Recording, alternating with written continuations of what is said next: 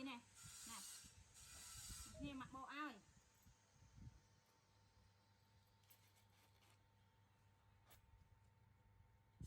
tôi cái chọt chọt rồi ai ơi đi bàn tích muối ăn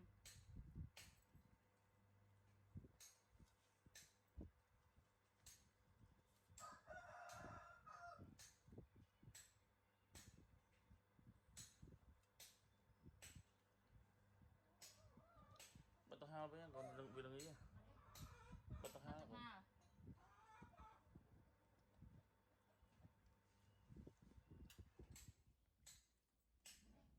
đây mà dây vậy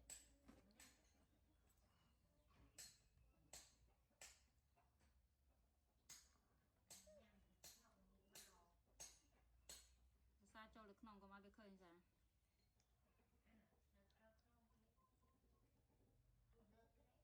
cười xiên ra công tơ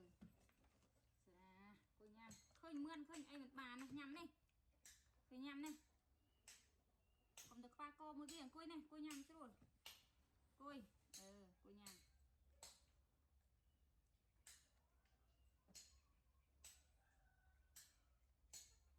này bánh này trông được từ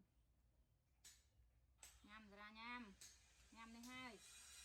nhầm này lần gì mình đi sờ sờ thằng này mà nhầm nó có nhầm khoa bạc đấy nhỉ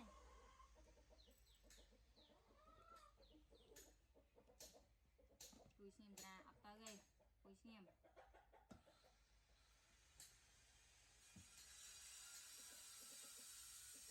ập tới tê nhầm nhầm thảo tới tê nhầm này mà tới thế coi nhầm đang hải cũng không biết mà nên một bao pe là anh những cái màu nào pin nhỉ đặt men mòn vậy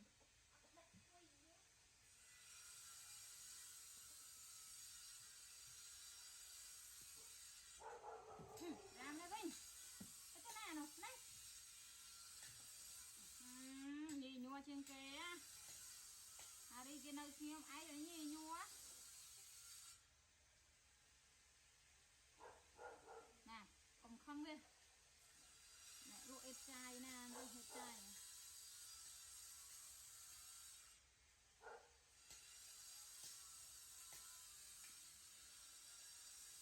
xem tôi nhám ơi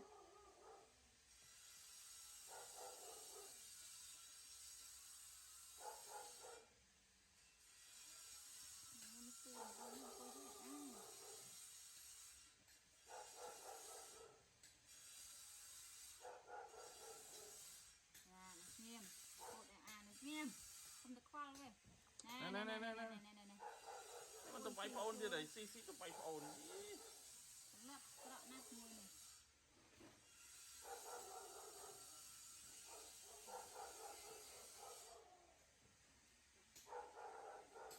หน่อยเนี่ยเนี่ยย่ำra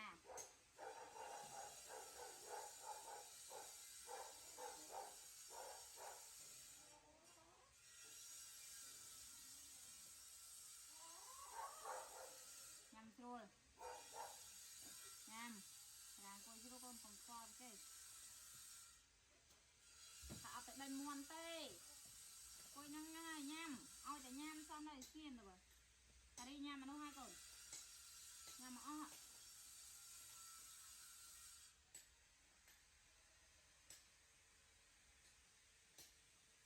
nhầm mà chị ai ta đi nhặt khăn này tiền còn à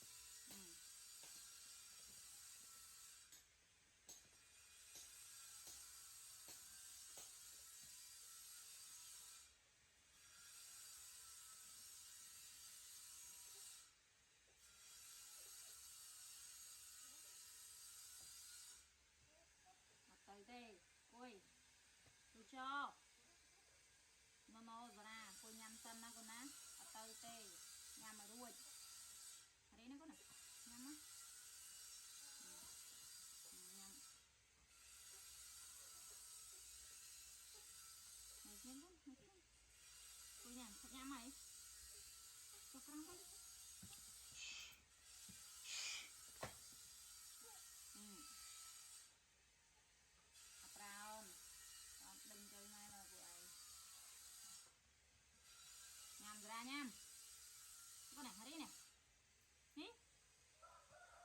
ន់អស់បងរយទៀតតាហ៎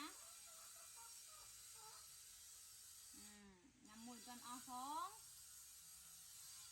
ឆ្ងាញ់ឯក្បាលពោតហ្នឹងបានបដូរក្បាលវាតាហ៎ណារីតាន់អស់ហ្នឹងដែររីជក់ទឹក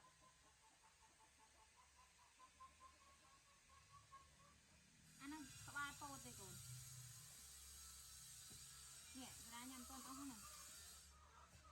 មើលតែញ៉ាំនេះអស់ហើយនេះ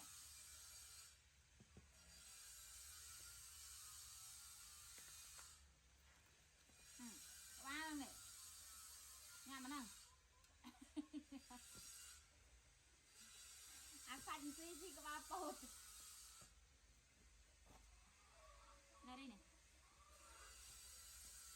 បើកុំអង្គុយលើម៉ាក់មើលប្រឡាក់អស់ហើយតារាចំណែនគ្នាទៀតអត់មើលនេះកូនណាអានេះអង្គុយលើម៉ែវាអត់បានមើលកូនណាតារាកុំខំប្អូនតារា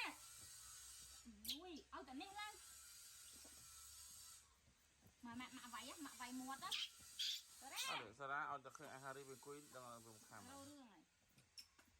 ដាក់វាមកក្រោមសារ៉ានៅអត់ទេកូនឥឡូវមកដាក់ហារីចុះក្រោមដែរមកដាក់ហារីចុះក្រោមអូខេចុះក្រោមដូចគ្នាញ៉ាំពោតញ៉ាំញ៉ាំមកនេះមកអង្គុយនេះកុំអង្គុយលើម៉ាក់តែអង្គុយលើម៉ាក់វាចំណែនអង្គុយនេះសារ៉ាមកកូនកូនសារ៉ាថាអត់ទេណូសារ៉ាណែម៉ាក់ញ៉ាំពោតម៉ាក់កាច់ពោតញ៉ាំទៀតមកណែសារ៉ាហើយហ៊ាន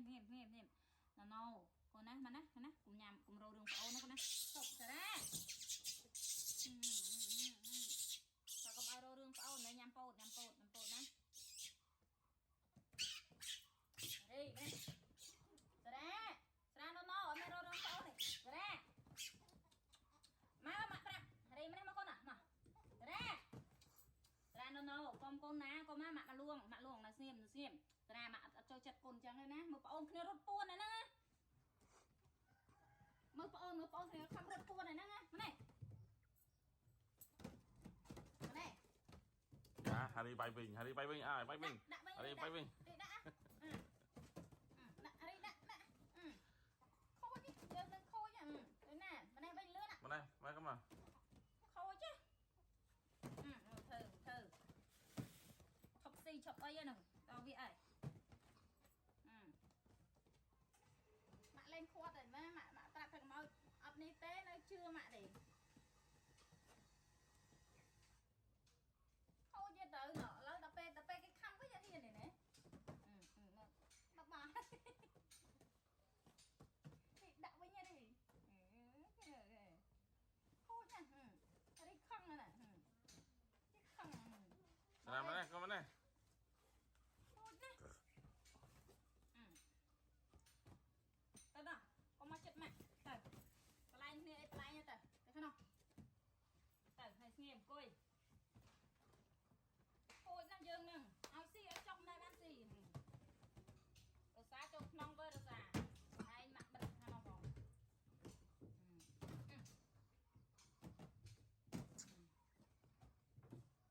ទៅវាខំដូររឿងនេះទៅវាខំខ្លាំងហើយត្រូវវិញហ្នឹងពីត្រឡប់អូយវាខំលេងហ្នឹងខំបលែងមកមនុស្សទៅខំជួបត្រាមែកុយស្ងៀមនេះបានខ្លាំងអាលូតបុកខូចណារសានៅក្រោយម៉ាក់យាយនេះរសា